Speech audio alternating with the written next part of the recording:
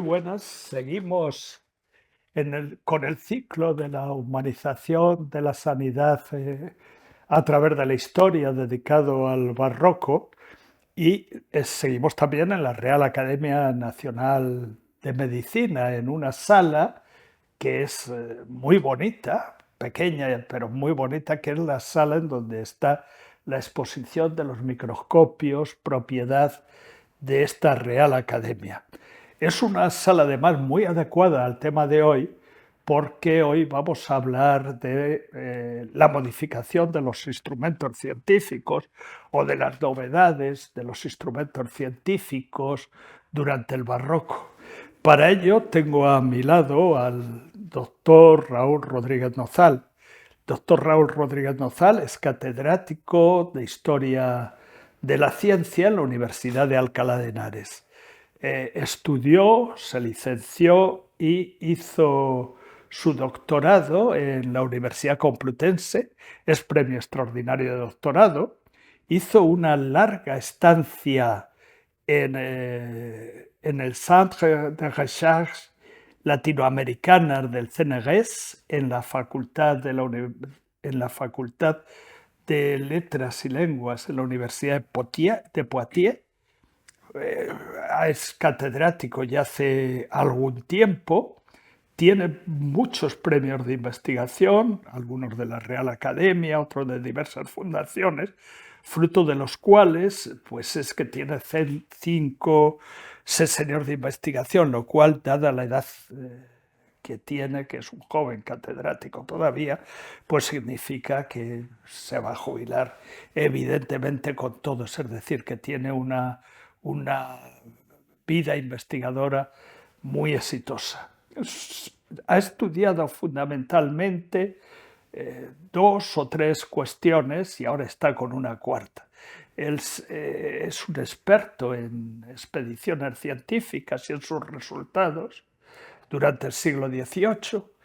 Luego ha estudiado y ha hecho algunos textos muy interesantes, uno de ellos que yo consulto sistemáticamente junto con Antonio González Bueno, que es el catálogo de la industria farmacéutica española, pero también se ha preocupado de otras industrias.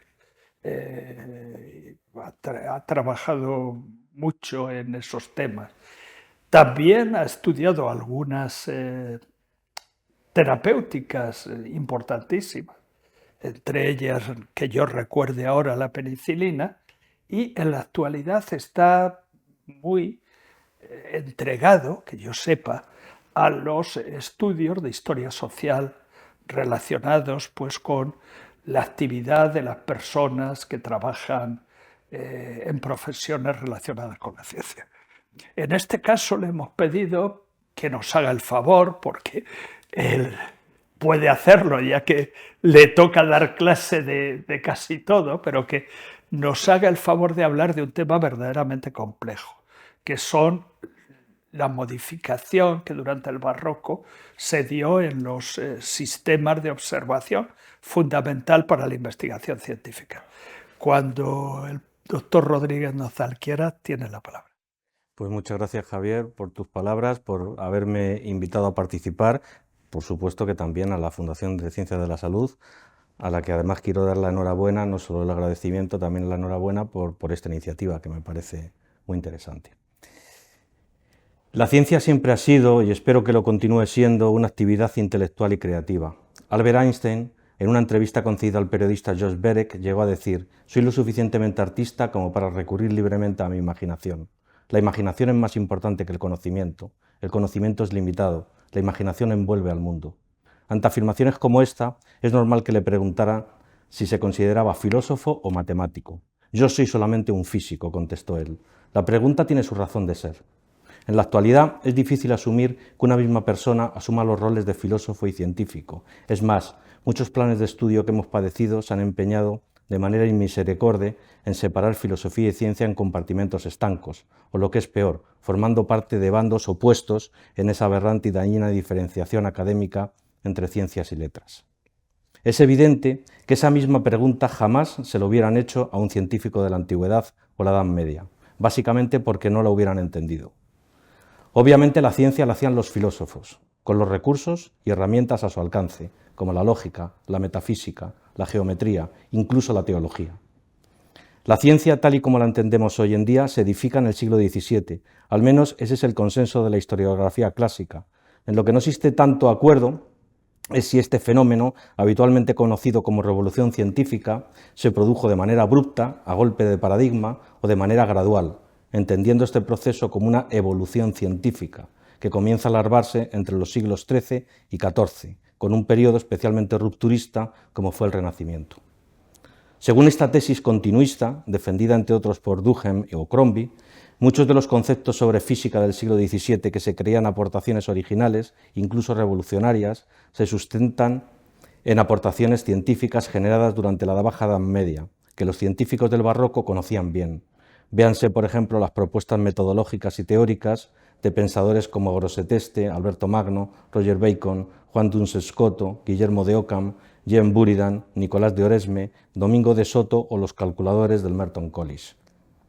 Hay historiadores como John Bernal que prefieren reservar el término revolución científica para el Renacimiento y el Barroco.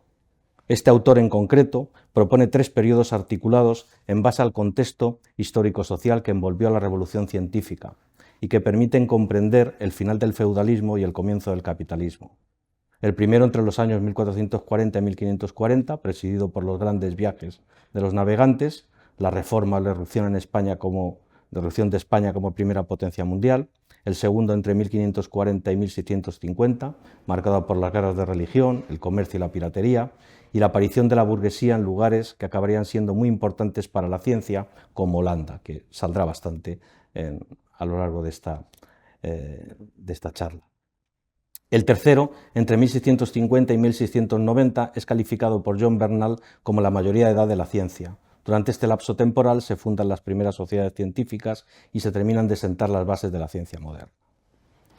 Entre los siglos XVI y XVII, con científicos y pensadores como Copérnico, Vesalio, Paracelso, Kepler, Brahe, Galileo, Newton, Leibniz, Fermat, Huygens, Descartes, Boyle o Harvey, se produjo lo que Robert Lenoble e Yvon de Laval definen como un proceso de refundición de la noción de ciencia, o si se prefiere, la construcción de una nueva filosofía en la que la física de las cualidades queda superada por la física cuantitativa.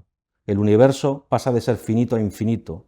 Se empiezan a tener en cuenta teorías proscritas por el escolasticismo, como las atomistas, y se codifican las leyes de la naturaleza con ayuda de las matemáticas, gracias al auge que a partir del Renacimiento tendría el neoplatonismo geométrico y matemático. Según estos historiadores, y leo textual las palabras de ellos, desde el siglo XVII el objeto científico deja de ser la cualidad apercibida para convertirse en la cantidad medida, excepto, claro está, en química e historia natural. Hasta entonces, el término ciencia había sido reservado al conocimiento del ente, es decir, de las cosas eternas. La apariencia no es sino una caída del ente en la contingencia, no constituía objeto de ciencia, sino que era simple materia de opinión. Para toda ciencia digna de tal nombre, explicar consistía en remontarse de la apariencia a la cosa en sí. De acuerdo con este planteamiento, la ciencia clásica, la que se cultivaba con anterioridad a la revolución científica, contemplaba las verdades eternas, mientras que el trabajo del artesano, el de un químico en su laboratorio, por ejemplo, no era más que una manipulación empírica de las apariencias. Estos nuevos filósofos experimentales, representantes de la refundación científica burguesa, a menudo desarrollando su trabajo al margen de la ciencia oficial, en ocasiones perseguidos y ajusticiados por la ortodoxia científica y religiosa, se atrevieron con audacia a refutar a los pensadores clásicos, quienes, maniatados por su propio método, la razón, jamás admitirían que la observación y la experimentación contradijeran la infalibilidad de la lógica. Los científicos del siglo XVII quisieron ir más allá de la razón y la observación empírica. Se atrevieron a ver los fenómenos naturales utilizando métodos y pautas reglados, con el propósito de superar la simple percepción que ofrecen nuestros sentidos. Para ello, se ayudaron de instrumentos como el barómetro, el termómetro, la bomba de aire, el reloj de péndulo y, por supuesto, el microscopio y el telescopio, inventos del siglo XVII que les permitieron contemplar la naturaleza más allá de lo que les ofrecía su propia mirada, es decir, lo más pequeño, el mundo microscópico, y lo más grande, los planetas, las estrellas, el universo. En palabras de Alexandre Koyré, la obra de Copérnico señala una fecha decisiva en la historia del pensamiento occidental. Efectivamente, en función de ella se produjo la revolución científica del siglo XVII, que constituyó el cosmos cerrado y jerárquico de la antigüedad y de la Edad Media, que sustituyó, el cosmos cerrado y jerárquico de la antigüedad y de la Edad Media por el universo homogéneo e infinito de los modernos. Cierro la cita de Koyré. Sin embargo, a Copérnico no deberíamos etiquetarlo como moderno, aunque su planteamiento catalizara el proceso de ruptura entre la antigua y la nueva ciencia. Su sistema heliocéntrico, como el que propusiera el astrónomo y matemático griego Aristarco de Samos en el siglo III a.C., situaba al Sol en el centro del universo y alrededor de él los planetas, incluyendo a la Tierra, girando todos alrededor del astro rey. De esta manera, se socavaba la autoridad clásica emanada de sabios como Aristóteles o Ptolomeo, que proponían un sistema geocéntrico en el que los astros se movían alrededor de la Tierra, que a su vez permanecía inmóvil. En todo lo demás, Copérnico seguía a los clásicos: movimientos en órbitas circulares y concepto de universo finito, limitado en la periferia por la esfera o manto de estrellas fijas. Hasta comienzos del siglo XVII, los objetos celestes eran observados utilizando ingeniosos instrumentos como el astrolabio, el cuadrante o la ballestilla, que fueron especialmente útiles para los navegantes portugueses y de otras nacionalidades durante el Renacimiento. Instrumentos de este tipo fueron los manejados por el astrónomo danés Tycho Brahe, el observador del universo más importante con anterioridad a la invención del telescopio. Sus detalladas observaciones fueron utilizadas por Kepler para la confección de su modelo de universo, en realidad un desarrollo de la propuesta heliocéntrica de Copérnico matematizada a partir de movimientos planetarios en órbitas elípticas. Contemporáneo de Kepler, el otro gran valedor del sistema heliocéntrico fue Galileo, científico nacido en Pisa, donde se formó en disciplinas como la medicina, la astronomía, las matemáticas o la filosofía natural. Fue profesor de matemáticas en la Universidad de Pisa y de geometría, mecánica y astronomía en la de Padua. En el ámbito de la física estudió la caída de los cuerpos, el movimiento uniforme, acelerado y de proyectiles, el principio de inercia, el movimiento pendular, la hidrostática, etc. Y a partir del año 1609 comenzó a utilizar un instrumento que le habían enviado para observar los cuerpos celestes, el telescopio.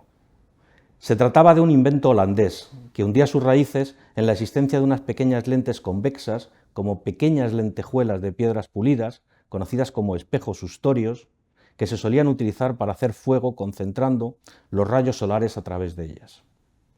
Estas pequeñas lentes ya eran conocidas por algunas civilizaciones de la antigüedad.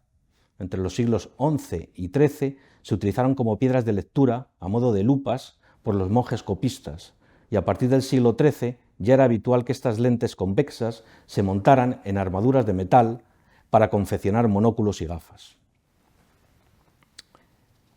No se sabe con total seguridad quién fue el inventor del telescopio, pero parece claro que se ideó en algún lugar de Holanda, donde abundaban las fábricas de este tipo. Laura Snyder propone 3 posibles inventores del telescopio, por supuesto holandeses: Isaac Beyman, párroco amigo de René Descartes, y 2 fabricantes de lentes de Middelburg, Zacharias Janssen y Hans Lippershey. Según relato de Janssen, el primer telescopio lo fabricó su padre en 1604, a partir de un diseño o prototipo italiano de 1590. En cualquier caso, el tema es confuso. Se conoce una solicitud de patente de un fabricante de lentes de Middelburg, fechada el 25 de septiembre de 1608, para un invento sin nombre, utilizado en la contemplación de objetos lejanos. Estaba hecho con 2 lentes de cristal, una cóncava, el ocular, la más cercana al ojo, y otra convexa, el objetivo, la más cercana a los objetos observados, que se colocaban en un tubo de unos 30-35 centímetros de longitud. Esta patente pudo ser solicitada por Janssen, aunque también pudo ser registrada por Lippershey. De hecho, Lippershey llegó a solicitar una patente para otro tipo de telescopio. Desde Holanda, este invento pasó a otras zonas de Europa, como Inglaterra, donde fue utilizado por Thomas Harriot y William Lower. Por lo tanto, Galileo no fue el inventor del telescopio, como a menudo se acostumbra decir, ni siquiera el primero que lo utilizó. Sin embargo, fue quien realmente lo mejoró y lo popularizó como herramienta para contemplar el universo. Cortó, pulió sus propias lentes, de tal manera que en 1609 construyó su propio telescopio de 9 aumentos, que presentó ante el Senado de Venecia, en principio debido a su posible utilidad militar para divisar barcos a distancia. En 1610 ya había construido telescopios de 20 y 30 aumentos, 4,4 centímetros de diámetro y 1,2 metros de largo, y adaptó el aparato para su uso astronómico, limitando la entrada de luz a la lente. Así se evitaban las interferencias debido a la brillantez de los planetas y las estrellas. Galileo llamó perspicillum a este instrumento. El nombre de telescopio pudo proponerlo el teólogo y poeta griego Giovanni de Misiani, el 14 de abril de 1611, en una reunión de la Academia de Lincei. Con la ayuda del telescopio, Galileo aportó las pruebas que necesitaba el heliocentrismo para ser aceptado entre la comunidad científica. O como señala Margalida Font, este instrumento funcionó como una especie de resorte propagandístico en lo que concierne a la aceptación del copernicanismo. No obstante, siempre quedó el grupo de irreductibles, convencidos de que todo lo que contradijera a Aristóteles era artificio del instrumento mismo, una ilusión de nuestros sentidos que se potenciaba con él y que jamás podría superar el razonamiento de la mente reflexiva que argumenta a partir de axiomas evidentes. La mayor parte de las observaciones, descubrimientos y planteamientos astronómicos realizados por Galileo con ayuda del telescopio fueron publicados en su obra Sidereus Nuncius. Las pruebas allí vertidas en torno a la naturaleza y el comportamiento de la Luna, los planetas y las estrellas contravinieron el principio de autoridad científico y religioso, algo que acabaría pasando factura a Galileo. La Luna no era ese cuerpo celeste perfecto, uniforme y liso que decía Aristóteles. En realidad, su superficie estaba llena de prominencias y hoyos. Incluso se podían apreciar montañas, valles y demás elementos orográficos, al igual que sucedía en la Tierra. También logró dar una explicación coherente al fenómeno conocido como libración lunar, ese cabeceo de la Luna en su órbita que permite ver una pequeña parte del hemisferio lunar no visible, y a la llamada luz cenicienta de la Luna, es decir, ese color grisáceo que muestra la parte no iluminada directamente por el Sol. Galileo demostró que esa luz provenía de la Tierra, que se reflejaba en el Sol a través de nuestro planeta. Otra de las estocadas al modelo geocéntrico del universo se produjo cuando Galileo constató la existencia de 4 objetos estelares, 4 lunas que giraban alrededor del planeta Júpiter. De la misma manera que la Luna giraba alrededor de la Tierra, estos 4 medíceos, llamados así en honor de la familia Médicis, giraban alrededor de Júpiter, y ambos planetas, Júpiter y la Tierra, lo hacían alrededor del Sol. También observó el anillo de Saturno, el planeta Neptuno, no oficialmente descubierto hasta 1846, ya que Galileo lo consideró una estrella, y las fases de Venus. Su existencia solo podía ser posible si Venus estaba en ocasiones delante del Sol y otras veces detrás, lo que implicaba que la teoría geocéntrica estaba equivocada. En cuanto a las estrellas, Galileo se percató de que había muchísimas más de las que a simple vista se ven, de que la Vía Láctea era realmente una enorme aglomeración de estrellas, que las nebulosas eran cúmulos de pequeñas estrellas y que las manchas que había observado en el Sol volvían a contravenir el pensamiento aristotélico, según el cual el Sol era un objeto celeste incorruptible sin defecto alguno. Galileo fue condenado en 1633 a arresto domiciliario en su casa de Arcetri, cerca de Florencia, acusado de vehementemente sospechoso de herejía, el grado intermedio entre levemente sospechoso y violentamente sospechoso. A pesar de que el delito del que se le acusaba se había originado como un asunto de opinión científica, se le mantuvo la pena hasta que falleció en 1642, tras 8 años de arresto. El proceso a Galileo fue un asunto largo, se inició en 1616 y complejo, en el que lo de menos fue si la Tierra se situaba inmóvil en el centro del universo o si giraba alrededor del Sol, asuntos que no interesaban especialmente a los teólogos. Se planteó más bien como una lección ejemplarizante para los herejes protestantes, para las distintas corrientes que luchaban por la supremacía de la Iglesia Católica y para todos aquellos que se atrevieran a interpretar a su manera las Sagradas Escrituras. Como ya hemos ido viendo, Galileo fue el principal impulsor del telescopio durante el siglo XVII. Sin embargo, no sabía cómo funcionaba, cuál era realmente su fundamento científico. En este sentido, a pesar de no haberlo utilizado debido a su mala visión, quien más hizo por tratar de entender cuál era la naturaleza de la luz y qué principios físicos estaban presentes en la óptica de los telescopios fue Johannes Kepler. Él fue consciente de que la luz atravesaba una lente convexa para concentrarse en un punto y también de las limitaciones e imperfecciones de este proceso, que solía dar lugar a imágenes borrosas o aberraciones. Prácticamente de manera empírica trató de resolver las aberraciones debidas a la curvatura de la lente, las aberraciones esféricas. También sugirió que se hiciera más largo el telescopio de Galileo, para que los rayos de luz tuvieran tiempo de converger y posteriormente divergir nuevamente, es decir, separar suficientemente las lentes convexa y cóncava, aunque con esta disposición la imagen aparecería invertida, algo que no sería resuelto hasta 1645 por el astrónomo Anton Maria Schirle, añadiendo lentes adicionales para enderezar la imagen. Los telescopios largos fueron utilizados por el polaco Johannes Hevelius, medían hasta 3,6 metros y con ellos se conseguían aumentos de 50 veces. Con Hevelius y Huygens se abrió el camino de los grandes observatorios y los grandes telescopios, como el de James Bradley, de 65 metros de largo, o el soñado por Adriano Sutt, de 305 metros, que nunca llegaría a ser construido.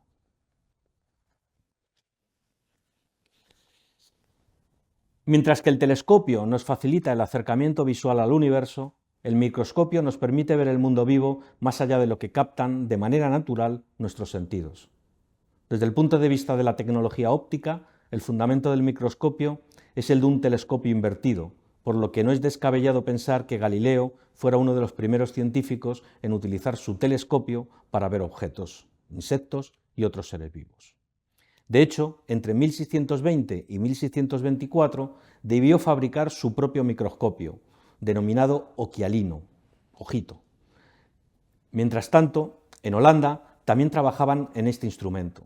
Los primeros microscopios quizás se deban a Cornelis Drebbel, diseñados a partir de un tubo de metal extensible de 3 piezas, provisto de una pequeña lente plano-convexa, convexa por el lado del objeto a examinar y plana por el otro. Drebbel distribuyó sus microscopios por Europa a comienzos de la década de 1620. Uno de ellos llegaría a manos de Galileo, el cual serviría para construir su oquialino. Al contrario de lo que sucedió con el telescopio, el microscopio se utilizó al principio como divertimento. Unos 40 años después de su aparición, Anton van Leeuwenhoek dio a este instrumento la utilidad científica por la que es conocido. Nacido en Delft, Holanda, fue hijo de comerciantes artesanos, su padre cestero y su madre proveniente de una familia de cerveceros. Aprendió el oficio de pañero con el escocés William Davison. Él le enseñó la técnica de examinar las telas con lentes convexas, una operación con la que se podía saber el número de hilos que tenían las telas y, por lo tanto, determinar su calidad. Debió de trabajar como pañero hasta 1660, cuando aceptó el cargo de chambelán de los alguaciles de Delft. Desempeñó esta posición durante 39 años, aunque cobró el salario incluso después de su cese, hasta su fallecimiento en 1723. A mediados del siglo XVII, Delft contaba con varias vidrierías que fabricaban cristal de calidad, que empleaban, entre otros usos, para fabricar anteojos, gafas y lunettes à puce, utilizadas estas últimas para examinar gusanos que criaban en el queso y el pan. Sin duda, las lentes eran algo habitual en aquella zona de Holanda. En 1659, Leeuwenhoek ya fabricaba sus propias lentes, técnica que quizá aprendió de manera autodidacta practicando, porque debido a su limitada formación académica no se defendía bien el latín. Según datos ofrecidos por Laura Snyder, fabricó 566 microscopios hasta la fecha de su muerte, de los cuales solo se tienen noticias de 8 ejemplares completos. El aumento de estos instrumentos oscilaba entre las 69 y las 266 veces. Utilizaba lentes esmeriladas y pulidas con polvo fino y suave de arena. Las demás aumentos las hacía con cristal fundido soplado. Tardó en iniciarse como observador. Antes tuvo que aprender a mirar por el microscopio. De ahí que cuando comenzó su labor como microscopista ya se había publicado la micrografía del inglés Robert Hooke, otro gran protagonista de la anatomía microscópica del siglo XVII.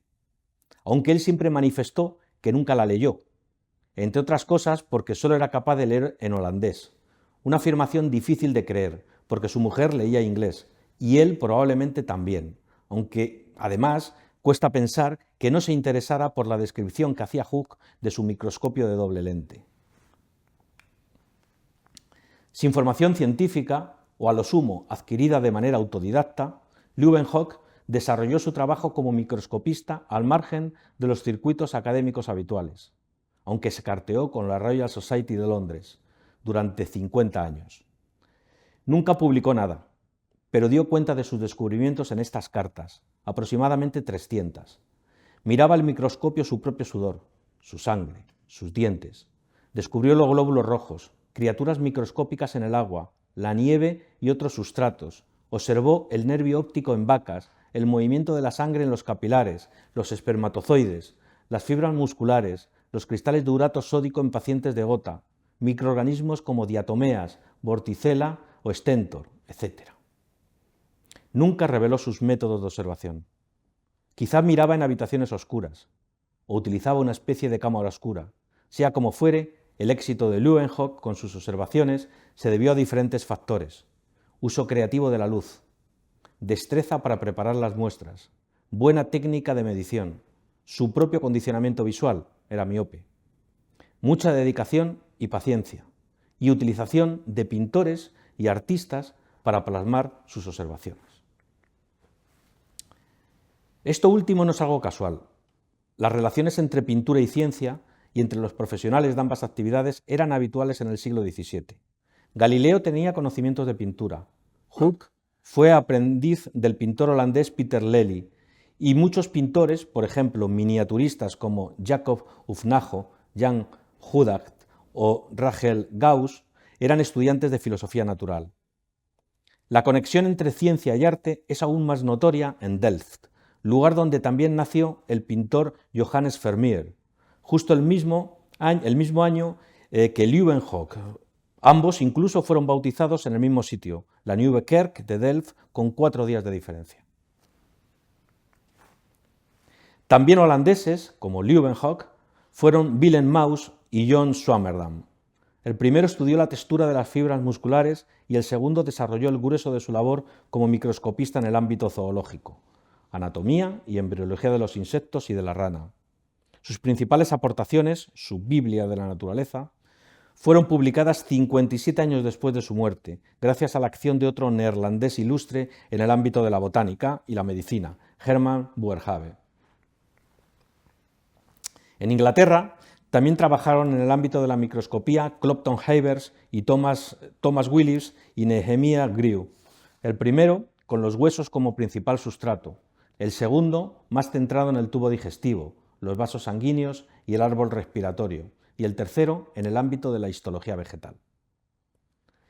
Entre los científicos italianos que utilizaron el microscopio para sus estudios destacó Francesco Redi, especializado en parasitología de insectos, ácaros y helmintos, y sobre todo Marcello Malpighi, calificado por Luigi Belloni como el fundador de la anatomía microscópica. Doctorado en Medicina y Filosofía, fue profesor en las universidades de Bolonia y Pisa y arquiatra del Papa Inocencio XII. Desde 1656 colaboró con Giovanni Borelli, a quien siempre tuvo muy presente para comunicarle sus descubrimientos. En el ámbito de la microscopía trabajó con insectos, por ejemplo gusanos de seda, ranas, vegetales, describió estomas, capilares, etc., y material humano, tejidos, órganos y embriones. Dio a conocer la estructura membranoso-alveolar de los pulmones y los capilares pulmonares, la estructura tisular de la lengua y la existencia de receptores sensoriales, las papilas, también en la piel, la constatación de la existencia de glóbulos rojos en la sangre, visualizó las células vivas, estudió órganos como el bazo, el hígado, el riñón o el cerebro, y describió las etapas tempranas de los embriones, que interpretó dentro de la teoría preformacionista. En España destacó el valenciano Crisóstomo Martínez, que además de microscopista fue pintor y grabador. Durante 1680 recibió en Valencia los apoyos necesarios para trabajar en un atlas anatómico. Para ello viajó a París, donde concluyó su obra probablemente bajo la influencia de la Académie des Sciences, en concreto del anatomista Joseph Duvernet, con el que había contactado al llegar a la capital francesa. Solo publicó una de esas láminas mientras estuvo vivo, un grabado con las proporciones de 3 figuras humanas y un esqueleto infantil. Los materiales de Crisóstomo Martínez están depositados en el Archivo Municipal de Valencia. En concreto son 3 cartas, 18 láminas, 7 manuscritos y el texto titulado Generalidades acerca de los huesos. En el ámbito de la microscopía se especializó en el estudio de tendones y huesos, de cráneo, fémur y tibia. Su trabajo quedó plasmado en 4 de aquellas láminas, en las que se puede observar, entre otros detalles, los poros del hueso, las inserciones ligamentosas y musculares y la estructura e irrigación ósea. La obra de Robert Hooke merece una mención especial, por la singularidad científica del personaje y por la repercusión que tuvo su obra en el ámbito de la microscopía, tanto en lo concerniente a la anatomía como a la tecnología del microscopio. Nacido en Freshwater, en Inglaterra, estudió en la prestigiosa Westminster School de Londres y después en la Universidad de Oxford.